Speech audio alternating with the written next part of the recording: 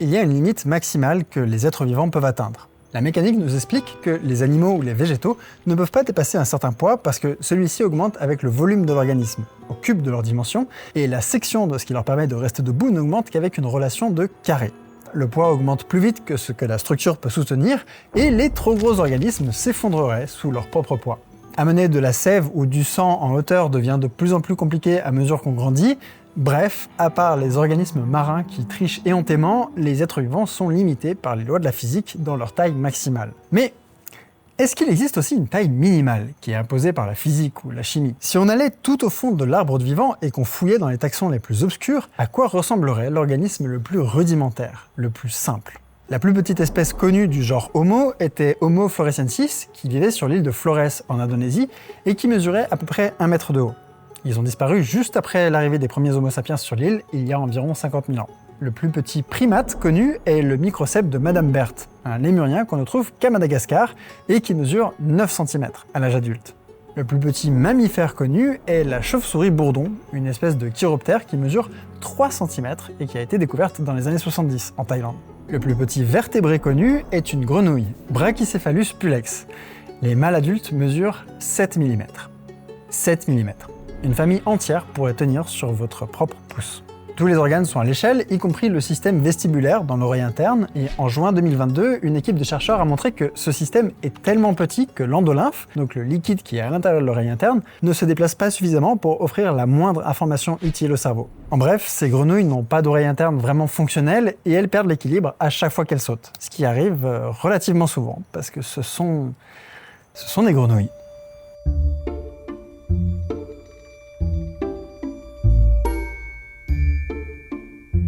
Bon, elles sont très légères, donc elles doivent pas se faire très mal, mais quand même. Le genre des Brachycephalus contient en fait plusieurs espèces de grenouilles minuscules qui sont incapables d'atterrir, et ça fait des millions d'années qu'elles vivent comme ça. C'est probablement un des meilleurs arguments que l'évolution est un gigantesque bricolage qui n'optimise que ce qu'il faut, juste ce qu'il faut, pour que les individus survivent et se reproduisent. Pas plus, vraiment pas plus. Cet épisode est sponsorisé par Opera, un navigateur qui centralise toute votre activité dans une seule fenêtre. Voilà à quoi ressemble mon écran quand je fais les recherches pour les épisodes. Le VPN pour les sources géobloquées, la musique, les recherches en tant que telles, le script des épisodes, les vidéos que je regarde à côté, etc. etc. Opera compacte tout ça. Le split screen, par exemple, permet de diviser l'écran en 4 onglets maximum. Il suffit de glisser un onglet vers le bas, comme ça, là. Voilà. Cette grille, comme ça, est vraiment parfaite pour comparer les sources d'un côté, avoir le texte de l'autre, et plein d'autres choses partout autour. Les services Google, comme les mails ou le calendrier, sont aussi directement dans la barre latérale. Ah, j'ai peut-être un mail. Ah bah non, j'ai toujours pas d'amis. Le player regroupe Spotify, Apple Music, Deezer et ainsi de suite. C'est minimaliste et ça se met en pause automatiquement dès que je lance une vidéo sur une autre page. Ce qui arrive relativement souvent, puisque j'ai la capacité de concentration d'un... Vous pouvez aussi déplacer le lecteur en dehors du navigateur. Le VPN gratuit et illimité est directement inclus là-dedans, c'est pas une extension à installer en plus. C'est juste un icône VPN à cliquer et on peut ensuite naviguer avec une confidentialité renforcée. Opera ne collecte aucune donnée personnelle et on peut passer d'un continent à l'autre assez facilement. Et donc, tout ça dans une seule fenêtre. C'est plutôt cool. Bref, merci à Opera et bravo à leur équipe de designers d'interface. C'est assez impressionnant de faire quelque chose de si... Je trouve pas le mot, mais vous avez compris. Vous pouvez télécharger le navigateur, le lien est en description, et on retourne tout de suite aux plus petits organismes. Le plus petit animal connu est une méduse, et elle ressemble à ça. Techniquement, c'est toujours un animal, ça appartient à l'embranchement des cnidaires. Myxobolus shekel fait 8 micromètres de diamètre à l'âge adulte, et c'est sans doute un peu difficile de se représenter à quel point c'est petit. En moyenne, une cellule animale est autour de 50 microns, más o menos. Un ovule fait environ 100 microns, une cellule de la peau fait environ 30, et un globule rouge fait 8. Myxobolus shekel, qui est donc multicellulaire, c'est un animal, est plus petit que la majorité de nos cellules. Un animal multicellulaire de la taille d'un globule rouge. Cet animal est donc une méduse qui est devenue exclusivement parasitaire au cours de son histoire évolutive. Les êtres vivants les plus simples au monde sont généralement des parasites, et c'est parce que leur vie est très différente de la vie indépendante. Vivre à l'intérieur d'un autre être vivant offre énormément d'avantages. L'environnement est très stable, les ressources sont abondantes, bref, c'est très confortable. Mais il y a des défis qui viennent avec ce mode de vie, pour réussir à s'infiltrer dans l'hôte, à échapper à ses défenses immunitaires et, de façon générale, à se faire le plus petit possible. La conséquence, c'est que les organismes indépendants qui deviennent des parasites au cours de leur histoire évolutive ont tendance à abandonner énormément de choses derrière eux. Plus besoin de membres pour se déplacer quand il suffit de s'accrocher et de pomper les ressources. Plus besoin de réguler sa température, celle de l'hôte est stable. Plus besoin de synthétiser soi-même des acides aminés, ils arrivent tout seuls. Un bon exemple, c'est les copépodes, des petits crustacés aquatiques. Les espèces libres ont une morphologie très complexe, avec des antennes, un œil, un exosquelette, etc. C'est très beau en vrai. Extraterrestre, mais beau. Voilà à quoi ressemble un copépode parasite. C'est graphiquement intéressant. Les méduses myxozoaires ont subi la même trajectoire, et elles sont passées de ça à ça. C'est un processus de simplification poussé à l'extrême, puisqu'elles sont réduites à quelques cellules seulement. Le plus petit organisme unicellulaire connu, qui ne soit pas un parasite, est très probablement cette bactérie. Le monde bactérien a une diversité monumentale, et il y a des espèces gigantesques qui atteignent le centimètre, mais la plupart d'entre elles font quelques micromètres de longueur. Pelagibacter, elle, est beaucoup plus petite. Elle est autour de 0,4 micromètres, ce qui la fait rentrer dans le club très privé des ultra-microbactéries. Cette petite taille ne l'empêche pas d'être extrêmement courante. En fait, c'est probablement l'un des êtres vivants les plus abondants de la planète. Pelagibacter constitue entre le quart et la moitié des cellules qui flottent à la surface des océans. Voilà, la moitié de tout ce qui est bleu sur la planète, c'est cette bactérie, et l'autre moitié, c'est tout le reste. C'est absolument incroyable. Mais il y a encore plus simple. À partir d'une certaine taille, les biologistes préfèrent raisonner en termes de longueur de l'ADN. Un organisme avec moins de gènes qu'un autre peut probablement remplir moins de fonctions biologiques. L'ADN est un enchaînement de briques élémentaires qu'on appelle les nucléotides. Il faut plusieurs nucléotides pour fabriquer un gène qui va pouvoir faire quelque chose d'utile dans l'organisme, et il suffit de compter le nombre de nucléotides ou de gènes de chaque espèce et de comparer. À ces tailles-là, c'est plus parlant que les centimètres, donc changeons d'échelle. Notre génome est d'environ 3 milliards de nucléotides de longueur, avec un peu plus de 20 000 gènes qui codent pour des protéines. Le génome des myxozoaires est d'environ 20 millions de nucléotides, avec environ 5 000 gènes codants. Le génome d'une bactérie de taille moyenne, Escherichia coli, est de 4,5 millions de nucléotides et entre 4 et 5 000 gènes. Et Mycoplasma laboratorium V3, elle, n'a que 540 000 nucléotides et 450 gènes codants pour des protéines. V3, c'est parce qu'il y a eu deux autres versions avant. Mycoplasma laboratorium est une bactérie synthétique, un être vivant qui est à moitié artificiel et qui est issu d'un effort de recherche monumental. Ça fait des décennies que des chercheurs essaient de répondre à la question de cette vidéo. Quelles sont les conditions minimales pour qu'une cellule soit vivante et s'autoréplique? Le projet de Mycoplasma laboratorium est issu du laboratoire du célèbre biologiste Craig Venter. Ils ont synthétisé des gènes chimiquement et ils les ont insérés dans une cellule vide pour créer un être dont le génome est totalement artificiel. On en reparlera peut-être un jour, mais c'est une histoire scientifique qui est assez folle. Et le plus impressionnant, c'est que ça a marché. Ils ont créé cette chose. Pour la première fois dans l'histoire évolutive de cette planète, un organisme vivant a existé dont chaque instruction génétique était écrite par des mains humaines. Ça, c'était en 2010. Ils ont sorti cette publication scientifique extrêmement importante dans le journal Science. Ils ont aussi inséré des citations de scientifiques célèbres dans le génome de cette bactérie synthétique. Donc aujourd'hui, il y a un organisme quelque part sur Terre qui se balade avec une citation de Richard Feynman à l'intérieur d'elle. Pourquoi pas? Et puis, ils ont fait une V2 et aujourd'hui, on est à la V3, en enlevant à chaque fois des gènes pour arriver à un organisme qui serait littéralement le plus simple possible. Son génome actuel a donc 540 000 nucléotides et 450 gènes codants pour des protéines. Cependant, ces efforts titanesques de brillants chercheurs n'arrivent toujours pas à la cheville de la meilleure ingénieure en biologie du monde, l'évolution darwinienne des espèces. Voici donc la bactérie la plus simple au monde, Nassouya. Son génome est d'environ 100 000 nucléotides seulement, 5 fois moins que le Frankenstein miniature. Nassouya est une bactérie symbiotique qui vit dans le corps d'insectes qui sont nommés des cicadelles. Ces insectes piquent des plantes à la recherche de sève et leur diète manque de certains acides aminés, ce que Nassouya offre en échange d'un peu de sucre et d'un endroit confortable où loger. Cet endroit confortable s'appelle un bactériome. C'est une cavité spécialisée qui existe chez certains insectes spécifiquement pour accueillir les bactéries symbiotiques. Comme la vie des Nassouya est finalement assez simple, produire des acides aminés en échange de nourriture, elles ont abandonné énormément de gènes inutiles en cours de route. Un processus de simplification totalement darwinien qui a rendu leur génome 50 fois plus petit que celui des bactéries libres comme Pelagibacter par exemple. Et ce serait là, à Nassouya qui barbote tranquillement à l'intérieur d'un insecte suceur de sève, qu'on aurait l'être le plus simple de cette planète. Une cellule unique, 137 gènes, record à battre. Évidemment, ça ne s'arrête pas là, parce que depuis quelques décennies, la recherche en biologie a trouvé plusieurs exemples de formes de vie très simples et surtout sans cellules. Les virus sont extrêmement petits. Je vais pas gagner un prix Nobel pour cette phrase, mais sérieusement, ils sont vraiment petits. Pelagibacter, la plus petite bactérie connue, fait 0,4 micromètres. La plupart des virus sont 10 fois plus petits, autour de 40 nanomètres. Comme d'habitude dans la nature, il existe des exceptions. On connaît par exemple des virus géants gros comme des bactéries, mais de façon générale, il y a 1 ou 2 ordres de grandeur de différence de taille entre les bactéries et les virus. Rappelez-vous, à partir d'une certaine échelle, on préfère discuter en termes de longueur de l'ADN. La bactérie avec le plus petit génome, Nasuya, a 100 000 nucléotides environ, ce qui est déjà très court par rapport à nos milliards de nucléotides à nous. Chez les virus, on divise encore par 100, ou presque. Le circovirus du porc a un génome d'environ 1700 nucléotides de long, et ce serait le plus petit de tous les génomes du virus. Les virus sont des entités ambiguës. D'un côté, ils n'ont pas de cellules, ni de machinerie interne qui leur permet de faire du métabolisme et de se maintenir en vie tout seuls. Un petit génome entouré d'une coquille, la capside. Et c'est à peu près tout. Chez certains virus, la capside est un petit peu plus complexe, mais globalement, ces virions sont des sacs dans lesquels il ne se passe rien et qui flottent sans activité métabolique d'aucune sorte. Mais d'un autre côté, ils ont un génome, et lorsqu'ils l'injectent dans une cellule, techniquement, ce génome est entouré d'une membrane et il a une machinerie cellulaire à sa disposition.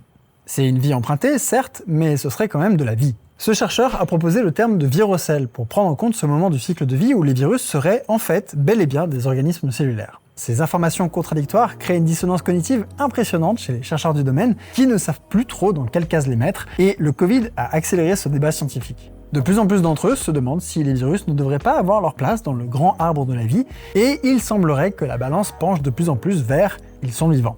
En 2021, par exemple, en pleine pandémie, le Comité international de la taxonomie des virus a fini par déclarer qu'il fallait maintenant nommer chaque virus avec le nom du genre et le nom de l'espèce en latin, exactement comme pour toutes les espèces vivantes. Donc les virus seraient les plus petits êtres vivants possibles, et le plus petit d'entre eux serait le circovirus du porc, avec 1700 nucléotides. À moins que... Les cartographes du Moyen-Âge avaient l'habitude de mettre des dragons ou des lions pour signaler les zones inconnues sur leur carte, les terra incognita, et les choses dont je vais parler sont exactement ces dragons-là. Ces entités sont encore plus petites que des virus, et celles qu'on connaît sont totalement extraterrestres.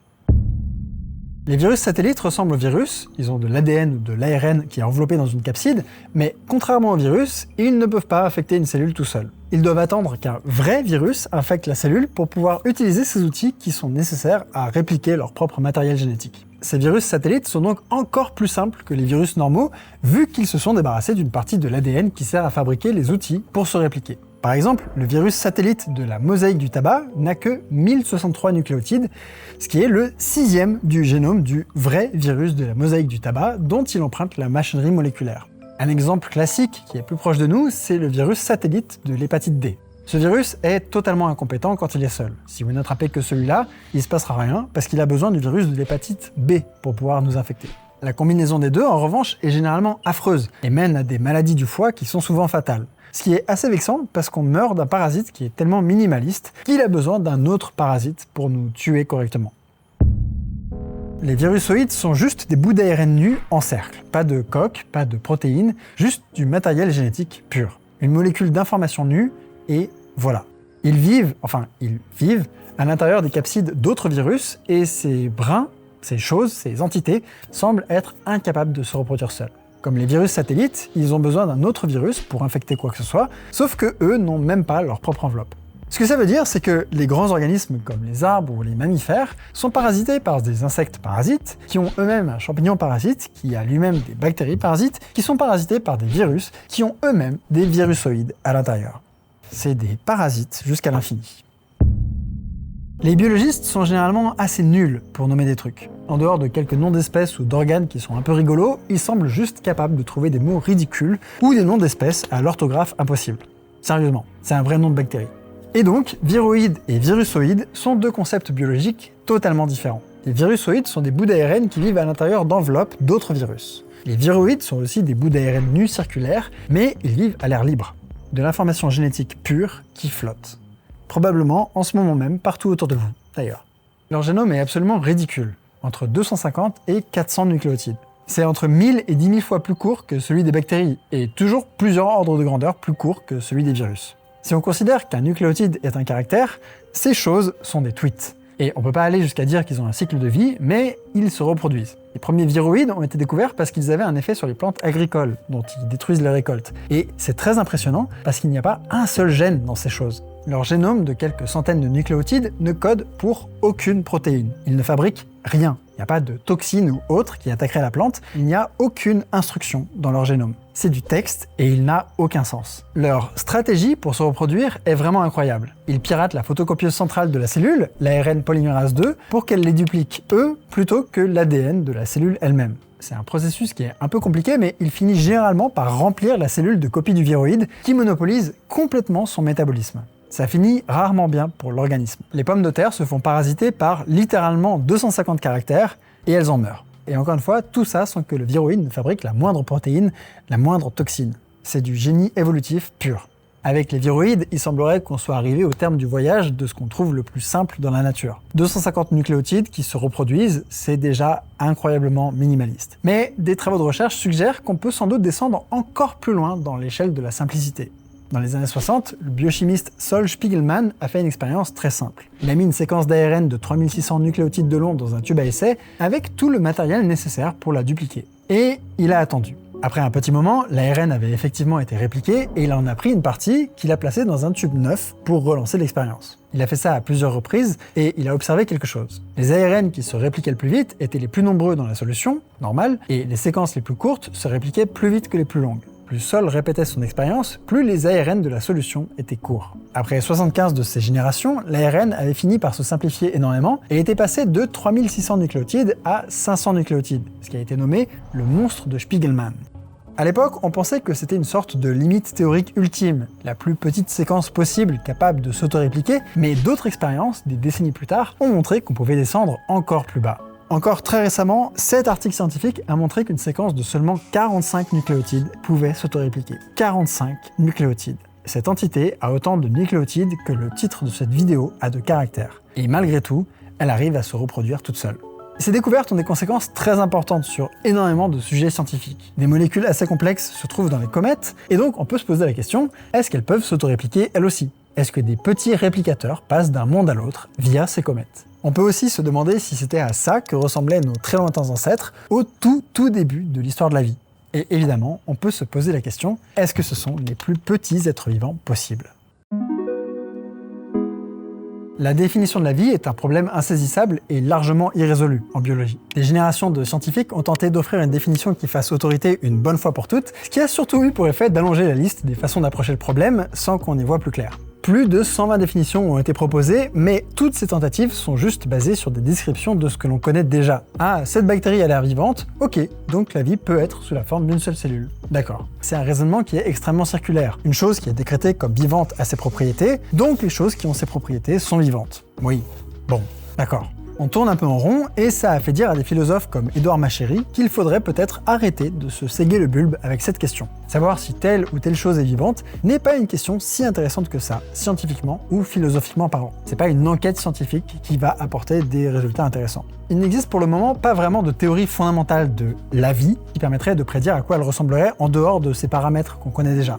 À quoi ressemblerait la vie sur d'autres planètes ou sur d'autres supports que des molécules organiques? On sait pas, on n'a pas vraiment de modèle très clair. Pourtant, la recherche accumule des exemples de choses biologiques qui ont des comportements vraiment très intéressants, qui se débrouillent pour se dupliquer et qui se transmettent de génération en génération. Partout autour de vous, et probablement dans vous, des viroïdes, des obélisques, des virus satellites sont la preuve que des formats différents existent. Donc, on a un peu le choix. L'être vivant le plus simple peut être la bactérie Nasuya qui vit dans un organe spécialisé à l'intérieur d'un insecte. Les bactéries sont vivantes, Nasuya est la plus simple d'entre elles, c'est le plus simple être vivant. Facile. Ou alors, c'est l'un de ceux-là. Et dans ce cas-là, peut-être que le plus petit être vivant du monde est une molécule nue qui flotte dans le vide et qui se réplique comme ça depuis des millions, voire des milliards d'années.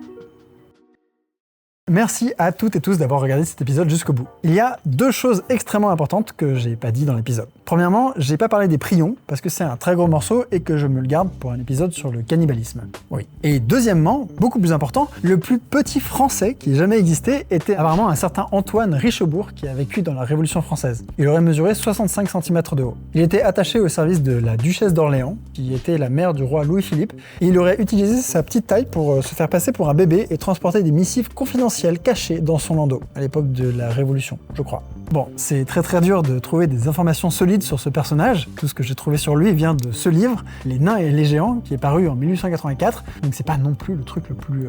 l'information la plus solide du monde, mais bon, c'est quand même dans le Guinness Book des records, comme étant le plus petit espion de l'histoire. Je trouvais que ça valait le coup d'être mentionné en fin d'épisode. Voilà, ça vous donne une idée de à quel point je pars dans tous les sens quand je fais les recherches. Si vous appréciez ces vidéos, pensez à vous abonner. J'imagine de toute façon que c'est déjà fait, puisqu'elles ne sont plus présentées aux gens qui sont pas abonnés.